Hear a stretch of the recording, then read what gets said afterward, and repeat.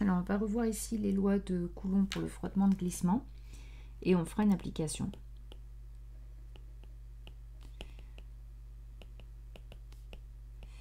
Alors, on suppose qu'on a un solide S2 qui est souvent en fait le support ou le sol ou voilà, et un solide qui est en général le système qui nous intéresse, S1,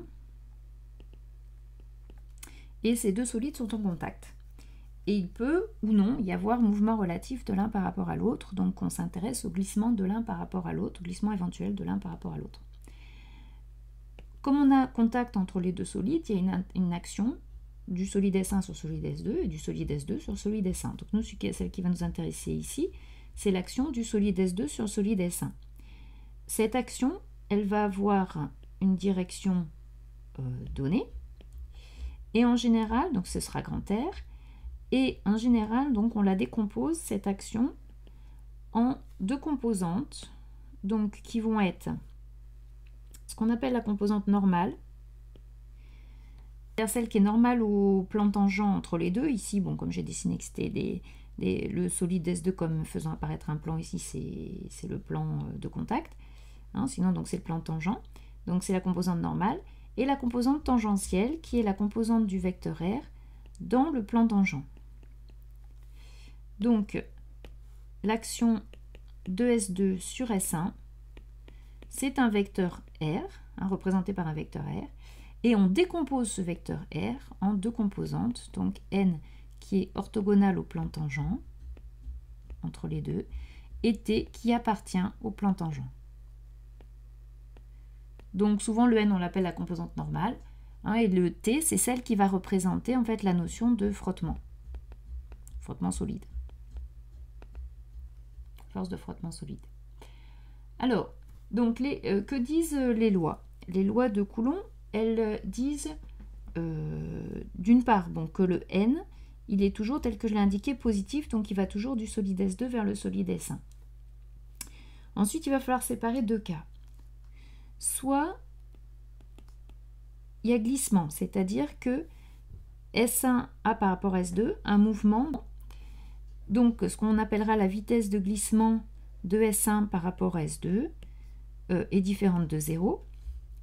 Et dans ce cas-là, on a une relation simple entre la norme de T et la norme de N, c'est que la norme de T, c'est petit f fois la norme de N. Bon, je dis que N était positif, donc du coup, ça fait juste grand N. Avec f qui est un coefficient sans dimension, puisque c'est le rapport de deux forces, positif, qui dépend des surfaces en contact. Donc c'est justement la notion de coefficient de frottement.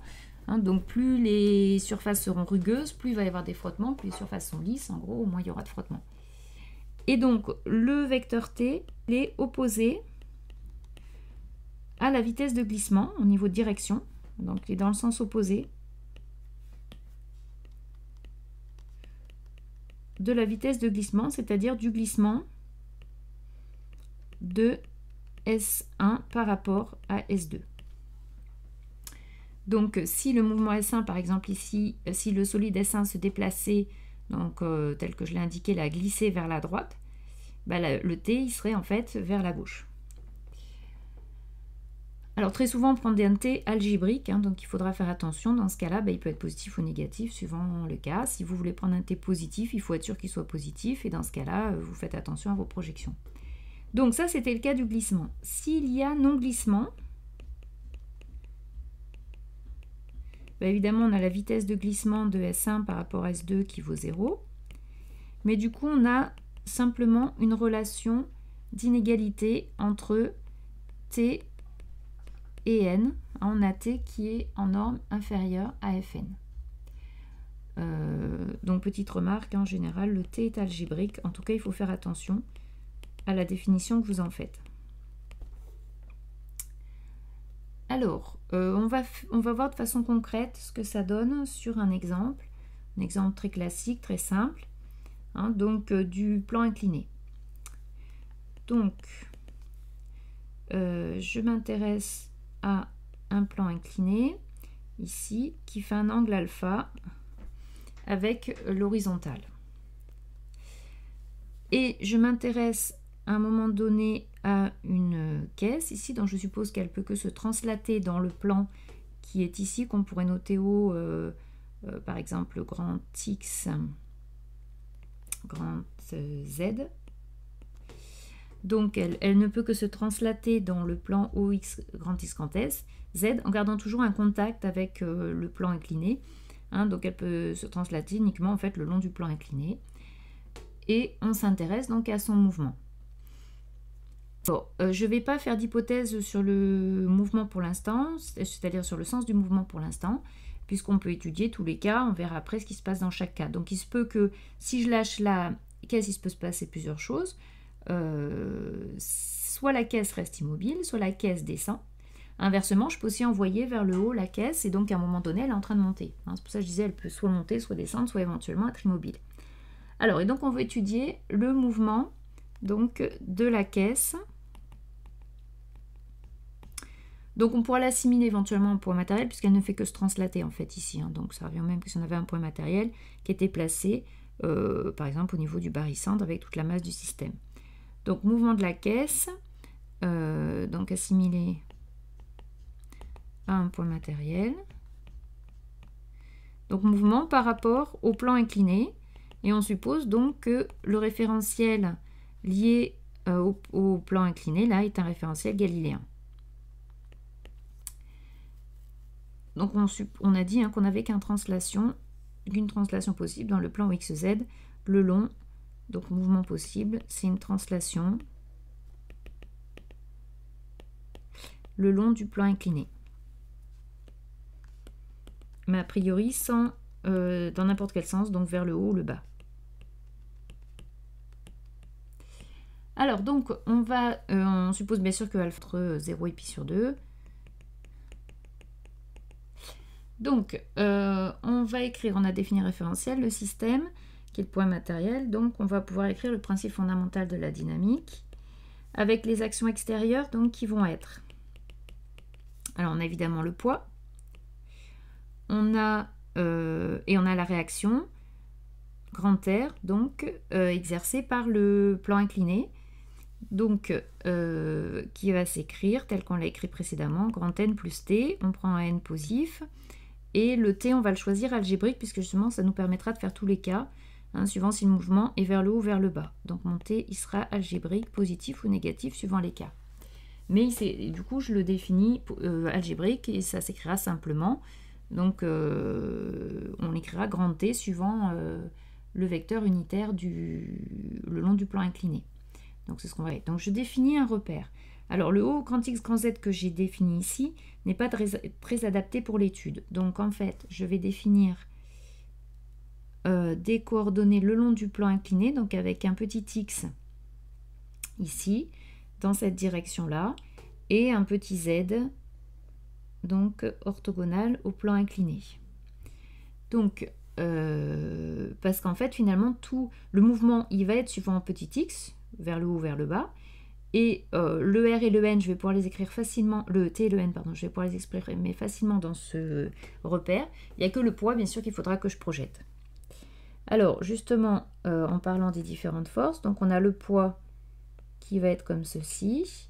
On va avoir N comme ceci. Et donc, le T, comme je disais tout à l'heure, je le définis, donc ce niveau du contact, hein, je le définis comme étant algébrique, donc je vais l'écrire systématiquement, grand T égale vecteur T suivant UX, avec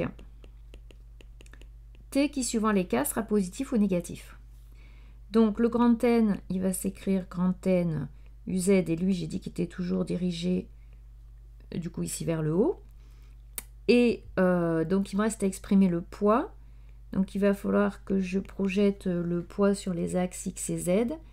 Alors, je vois que mon angle alpha qui était là, je vais le retrouver donc ici. Donc, quand je vais projeter le poids, ça va me faire du mg. Alors, sur l'axe D, en fait, le poids l'angle alpha avec l'axe Z, mais vers le bas. Donc, suivant Z, ça va faire du moins mg cos alpha. Et donc, suivant ux, je vais forcément avoir du mg sinus alpha. Et attention, il est aussi dans le sens des x, il va dans le sens opposé des x. Donc, il est en moins mg sinus alpha suivant ux et aussi en moins mg cosinus alpha suivant uz. Donc, voilà pour le poids. Et le mouvement donc, se fait uniquement suivant x. Donc, quand je vais écrire l'accélération de m par rapport à r, ce sera simplement a suivant ux, hein, c'est-à-dire dv sur dt suivant ux. Sachant que donc a, lui aussi, bien sûr, algébrique, v est algébrique. Et tout dépend de si, par exemple pour V, tout dépend de si la caisse est en train de monter, dans ce cas la V sera positif, ou en train de descendre, dans ce cas la V sera négatif. Mais je le définis une fois pour toutes algébrique suivant l'axe des X. Alors du coup, je vais écrire les équations qui sont vraies tout le temps, donc justement le principe fondamental de la dynamique, qui va s'écrire MA égale MG plus T plus N. Donc en projetant sur les axes, je vais avoir donc sur X, je vais avoir donc GMA qui est donc égal à, donc la projection du poids, il y avait du moins mg sinus alpha et il y avait le t, donc plus t, ça sera mon équation 1. Et je projette sur uz, et sur uz, donc là ça va faire 0 puisque l'accélération n'a pas de projection suivant z. Et ici, donc pour le poids, j'avais du moins mg cosinus alpha. Et puis, il y avait le plus n. Ça, c'est l'équation 2. Donc, ces deux équations qui sont vraies, quel que soit le mouvement, hein, de vers le haut, vers le bas de la caisse. Et donc, je vois que 2 me donne la valeur de n, en fait, en fonction de constantes qui sont l'angle alpha, la masse m et g. Donc, la relation 1 me lie en revanche le t, qui a priori est inconnu, avec l'accélération, qui a priori est inconnue aussi. Alors, justement, on va s'intéresser pour l'instant au cas où il y a mouvement. Donc on suppose qu'il y a mouvement de la caisse, donc par rapport au plan incliné. Alors ici on a dit que le seul mouvement possible était un mouvement de translation, c'est-à-dire ici de glissement. Donc forcément ici, s'il y a mouvement, il y a glissement, puisque c'est le seul mouvement possible, c'est-à-dire donc il y a glissement. Donc on se retrouve dans le premier cas des lois de Coulomb. Donc je reviens ici, premier cas glissement. Donc la vitesse de glissement évidemment est différente de 0, c'est en fait la vitesse de la caisse par rapport au sol. Donc c'est le fameux Vux qui est donc différent de 0. Et en revanche, on sait qu'on a la norme de t qui est égale à f fois n, et t dans le sens opposé du glissement. Donc du coup, tout dépend bien sûr si on est en train de monter ou descendre pour la valeur algébrique de t. Ce qui est sûr, c'est que la norme de t, on a donc un norme de t qui est égale à fn. Or, avec la relation 2 qu'on vient de trouver, on voit que norme de t, c'est f, m, g, cos alpha. Donc, je connais la norme de t. Après, je ne sais pas le signe de t. Donc, justement, 2 sous k, si la caisse est en train de monter, c'est-à-dire que la vitesse, en fait, est positive. Hein, c'est en train de monter. Donc, on va vers le haut.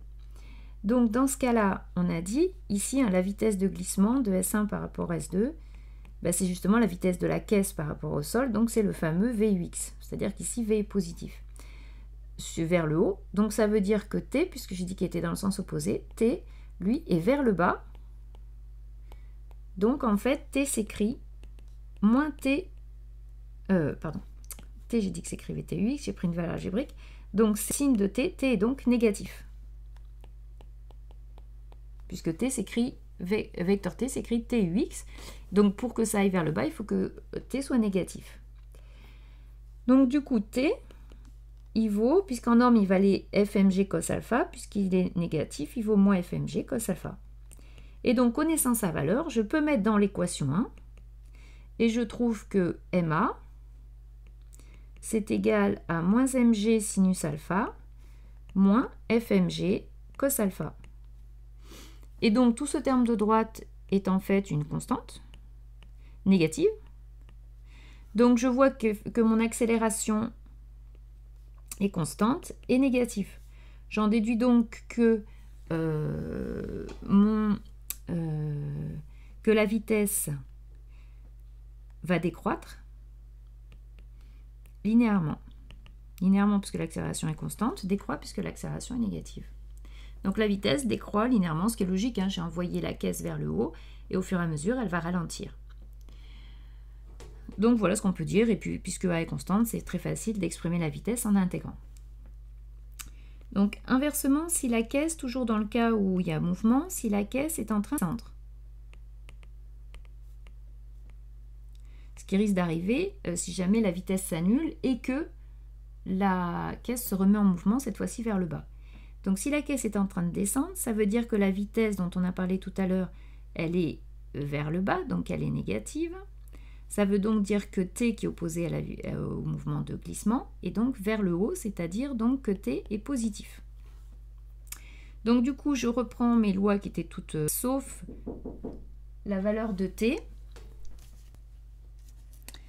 Alors, donc T étant positif, en reprenant l'expression de la norme de T qui est toujours égale à FMG cos alpha, comme on l'avait dit précédemment, T étant cette fois-ci positif, on va avoir T égale FMG cos alpha. Et donc en remplaçant dans 1, on va trouver que MA, c'est égal à moins MG sinus alpha plus FMG cos alpha. C'est toujours une constante. Donc la vitesse, cette fois-ci, va varier toujours de façon linéaire. Donc, on peut exprimer la vitesse V de t en intégrant, puisque avec facile à intégrer, on trouve V de t.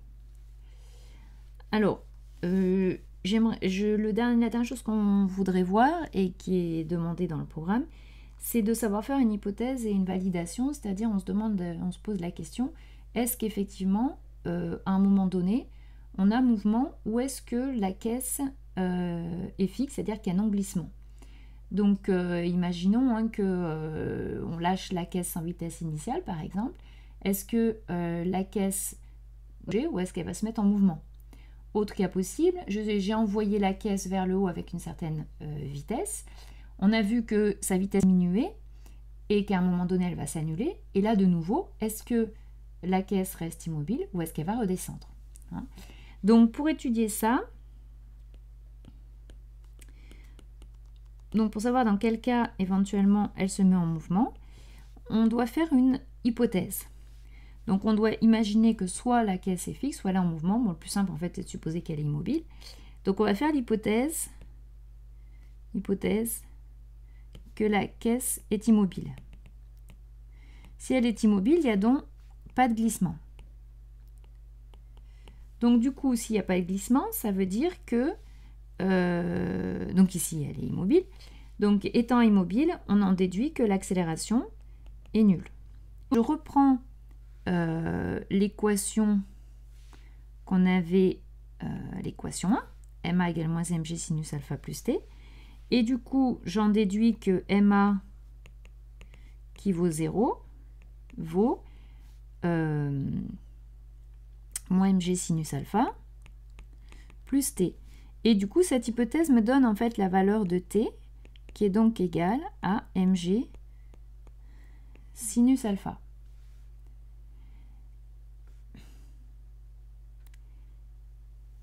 Et donc, on sait qu'il y a non-glissement, ce qui est l'hypothèse qu'on a faite ici, si la norme de t est inférieure à f fois n, hein, ce qui était la loi de Coulomb qu'on avait vue tout à l'heure. Quand il y a non-glissement, la norme de t est inférieure à fn. Et en écrivant ça, donc on remplace le t qui est donc positif ici, hein, donc ça va faire mg sinus alpha, qui est plus petit que fn, mais n on avait trouvé avec l'équation 2 que ça valait mg cos alpha. Et donc on trouve finalement, les mg s'en vont, on trouve que tangente sinus alpha sur cos alpha, ça fait tangente alpha, est inférieur à f. Donc on voit que on va avoir non-glissement si tangente alpha est inférieur ou égal à f, et dans ce cas-là, la caisse reste immobile si on l'a lâchée sans vitesse initiale au départ. Et si tangente alpha est supérieur à f, là la caisse se met en mouvement, et donc on retrouve les différents cas qu'on a vus au-dessus quand il y a mouvement.